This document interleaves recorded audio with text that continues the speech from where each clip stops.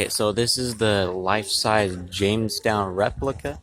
Like in the Jamestown Part 1 and Part 2, that was the actual Jamestown, the ruins, the buildings were all destroyed because it was made 400 years ago.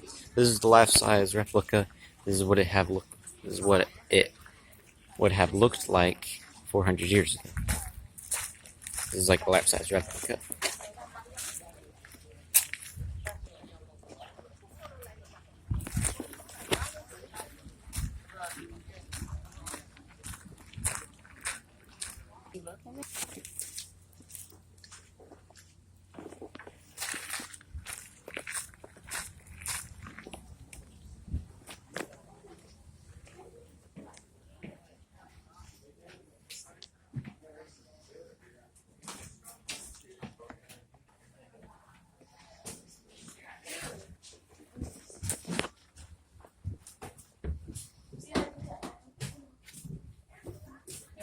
Picture on a cherry, then It's like solid. I thought it was gonna be like. all right, smaller board. You can see that it's already like battled. Now they can use it the blacksmith of the family.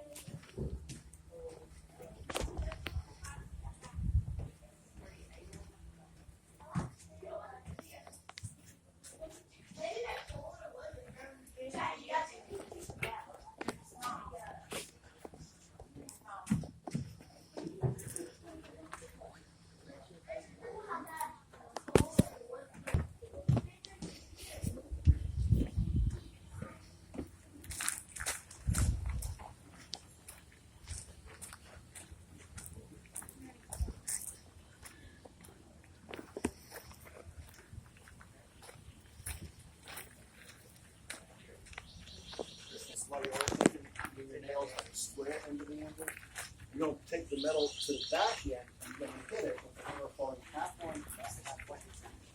Right? Don't do it so deep that it is exactly. But don't do it so shallow that you go. It's a balance.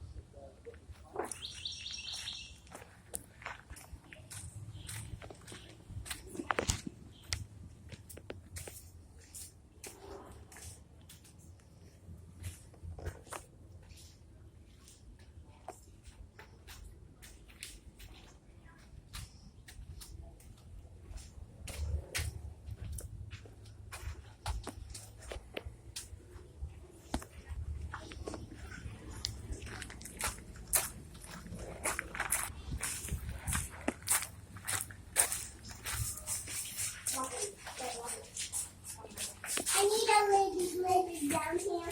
Mommy.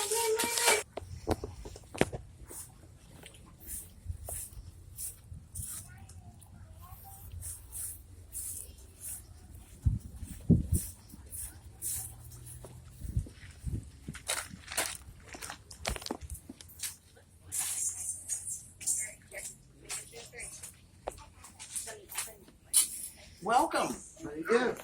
Hey, so what's your role in all this? These are trade goods, trade in Virginia, and then I'm going to be demonstrating, of course, trade on a world stage. Trade goods that are coming from the New World are, and then of course we've got trade goods coming from the spice isles, the silks and spices of the far Middle East. This is a special trade item. This would have been used to create alliances between the English and the Powhatan. Do you think the Powhatan are going to accept James I as their sovereign king? Highly doubtful. And certainly the English are not about to accept Chief Powhatan as a sovereign king.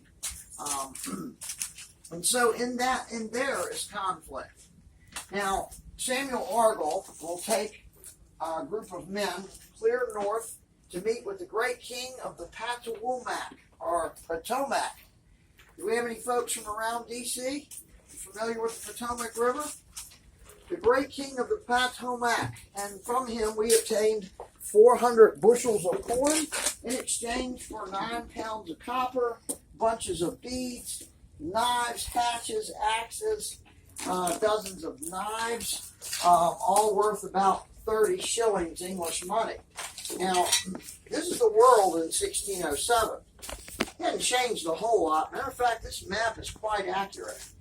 And not only am I showing trade here in Virginia between the English and the Naturals, but trade here on a world stage. The silks and the spices that are coming from the Far and Middle East. These goods that I'm going to be putting across here are commodities that are coming from Virginia. That little stick is not just a stick. It is sassafras, which is a diuretic used to cure rheumatism and gout, and also is used to treat a social disease, syphilis. These are silkworm cocoons. This is iron ore. Search of gold. They never found any gold, of course, here in Virginia. But what they do find is a lot of iron ore. And iron ore could be used to feed an industry that we will begin here in Virginia. 1619, an ironworks was established close to where Richmond is today at a place called Falling Creek. These are mace, nutmeg, sugar, cinnamon, cloves. These are all goods that are coming from the silks and spice islands of the Far and Middle East.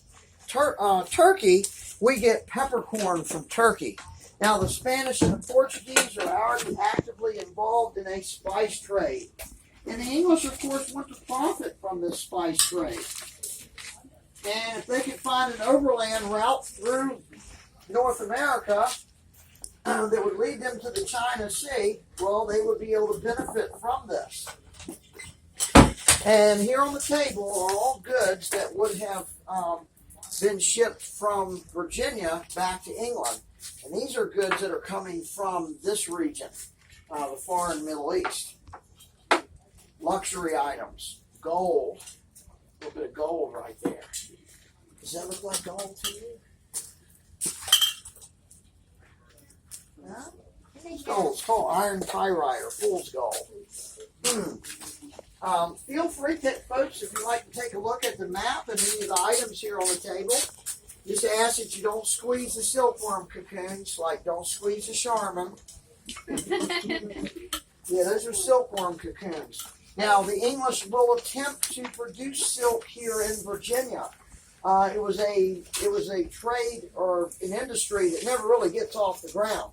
They grew mulberry trees.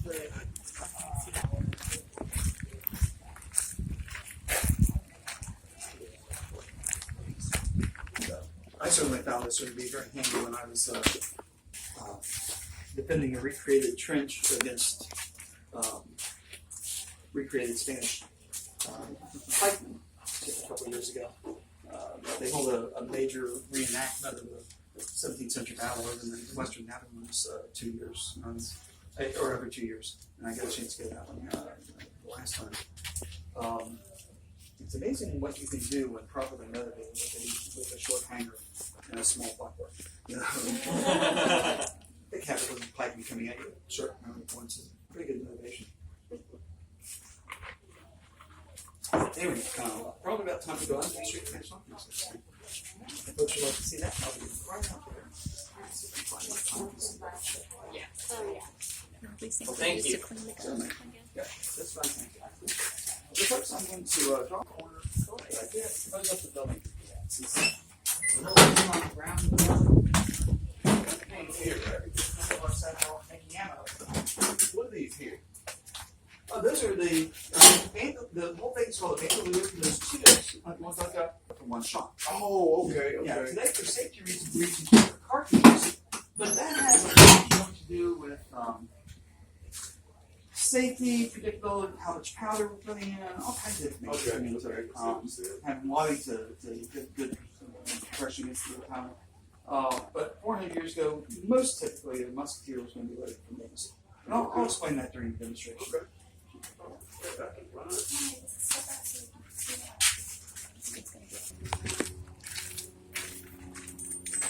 This is where they store the gun.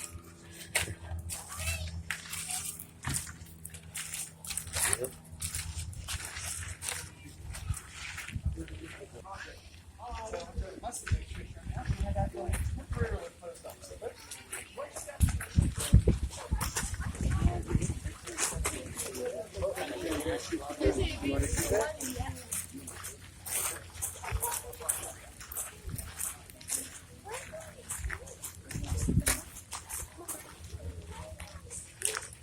Coach, you can come around up to the line if you like. What I'm going to do is to load and fire one shot to start our demonstration. After I fire, then we'll tell you more about the weapon, including what that weapon was, how it worked, how the English used it, and how it changed our world. And I'll fire one more shot. Those shots are blank, so you do not have to dodge or ricochets. It is, however, a little bit loud. So when you hear me say protect your peace, if you don't like loud noises, I recommend using the palms of the hands over the ears. Bear with me for a couple moments.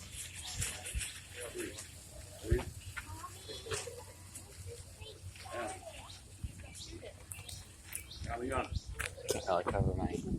You don't need to cover your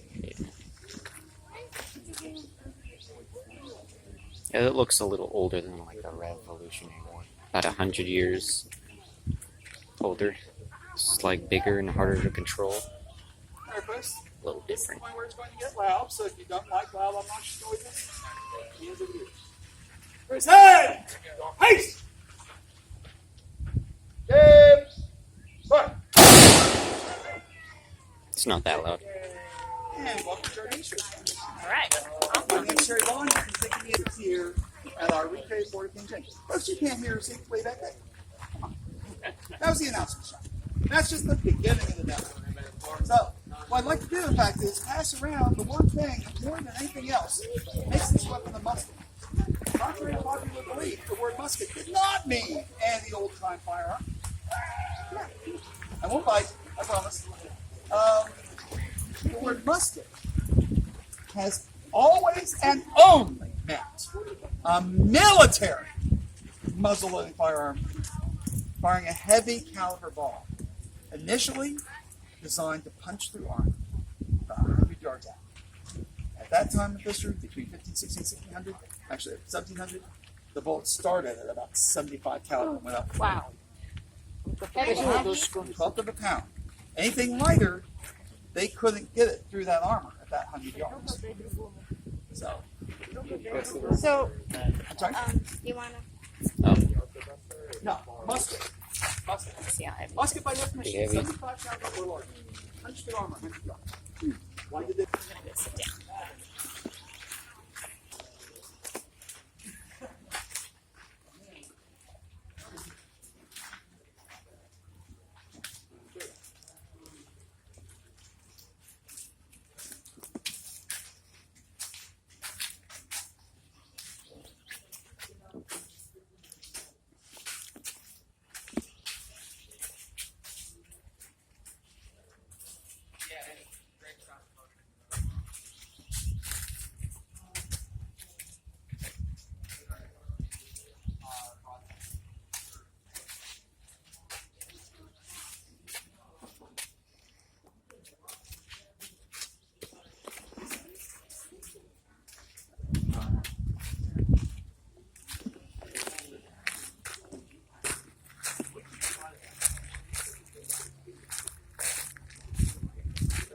This sword is going to be used in ceremony in July on Jamestown Island, so it can't run around naked. It's got to be in the sheath.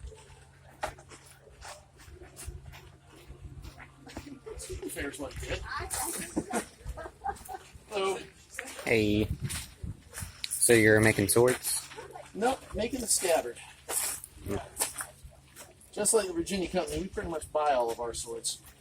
Although the fella in the guardhouse is a cutler in his spare time when he's not here. So sometimes he makes swords. But sword making isn't what we tend to think of it today. Modern sword makers do everything. But back then you had a bladesmith, you had a guy who made the guard, a guy who made the handle.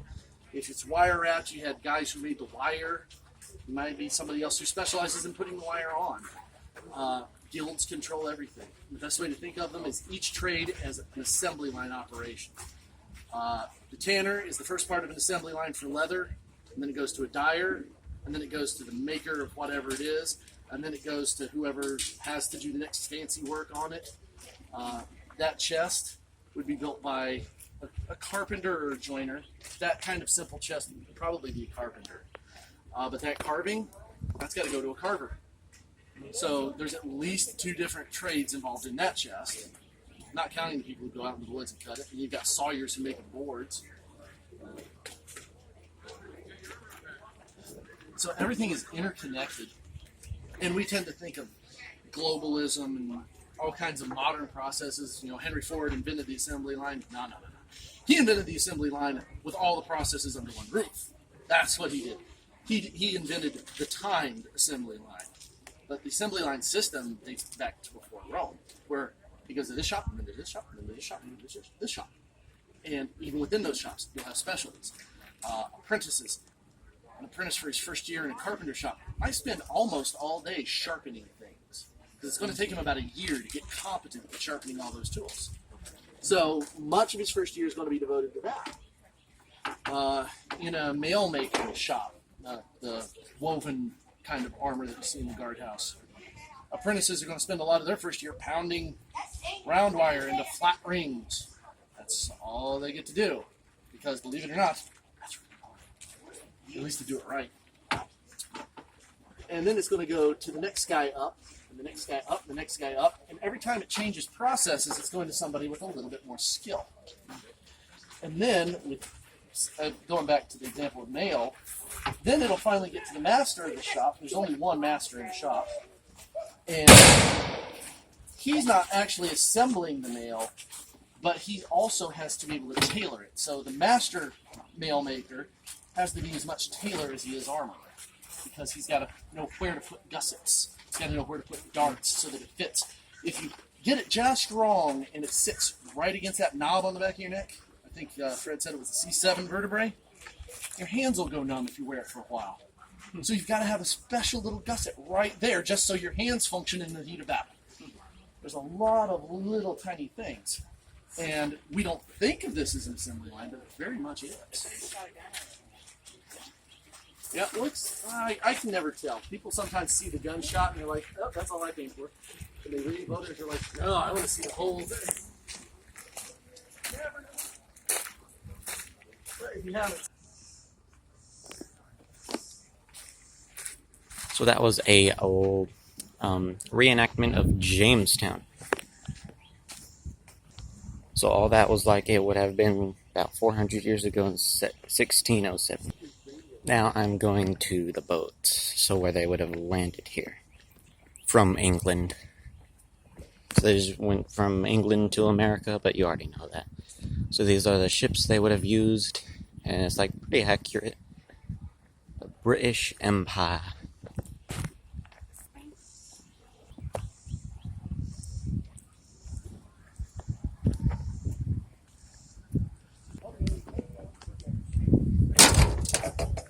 You're going in the wrong way. You're not.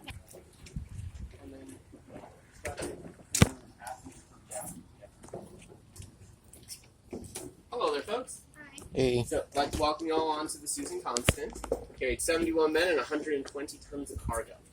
Now, I'm going to let you folks know before we start exploring, we do have a demonstration on trade between English sailors and Powhatans happening over on the Godspeed right now. It is the only time today that we are doing that demonstration. They're all over there. Yeah, so if you do want to see that, I'd recommend heading over there. Yeah, we'll go over there. Because the ship is still going to be here after the demonstration. Okay, thank you for that information.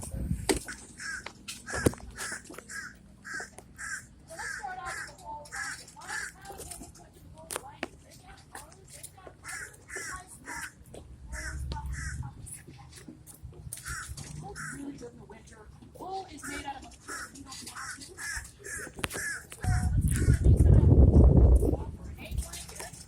Let's see what they say. Oh, I didn't know you had a word of that. Mommy, come Uh, mink, are we happy? Are we good? Yay! Got a whole bunch of mink for one piece for blanket. Yeah. Are we happy? Yeah. I like it, I can't tell.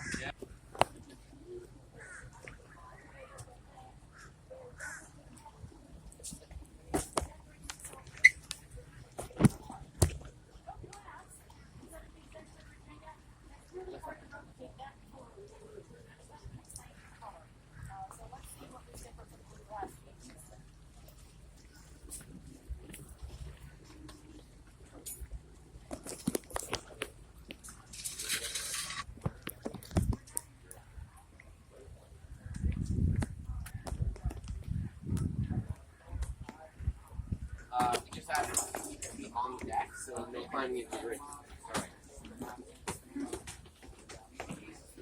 Welcome back. Hey. Alright, so as you guys are looking around, you're not going to be hands-on, so you are welcome to actually pick things up. So this would be the bunk that I would sleep in. Just in my head. It's very short. Interesting.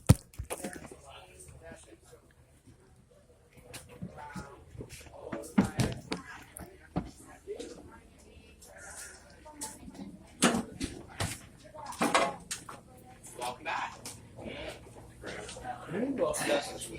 This was the colonists that have coming across the Atlantic Ocean in 1607 for 4.5 months.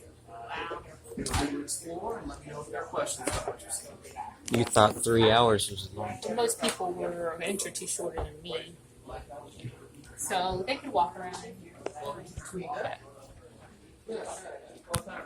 For this trip with some of the lighter supplies they bring with them.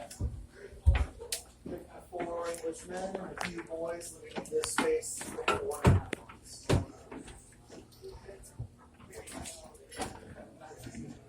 These things out, I suppose so. It's too small. Not necessarily. It is for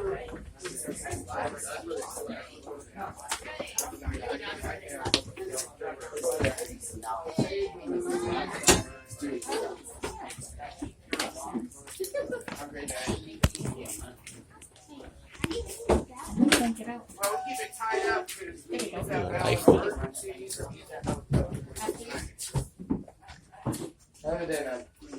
Thank you. Here. Cabin or option. Sides, cap's all over the back, and your steering is right there with the whip staff. Go this way. Small for the officers. This is a nice area. Let's go to the next part.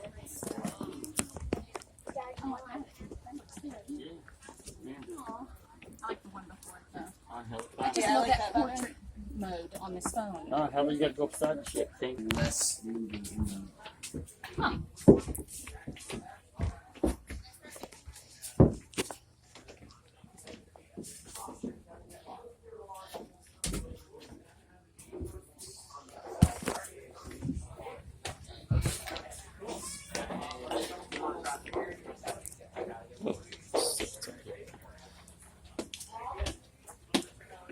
Welcome to the quarterdeck. Hello there.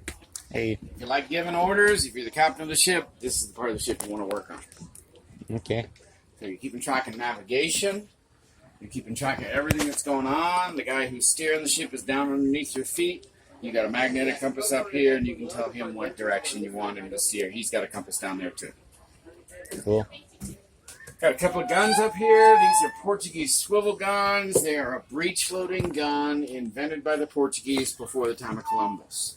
One of the advantages of this size of a gun, you can shoot it like a 1-pound shotgun with almost anything hard and sharp. So rocks, oyster shells, pistol balls, broken glass, nails, works just fine.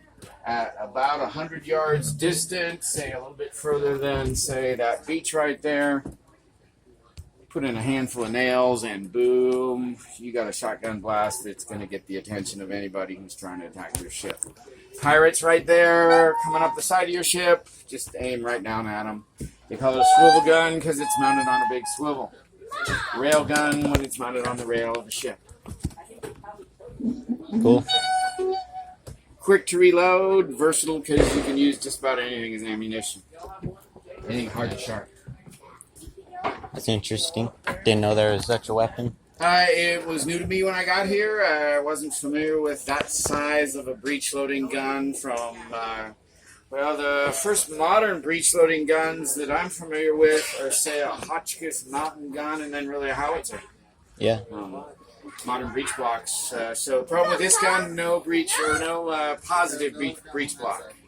You're just shoving some gunpowder in there and hoping that the explosion goes out the right direction. Welcome to quarterdeck. 315. Come on. I'm gonna go on the other side. You go on the other side of the boat? Yep. Set.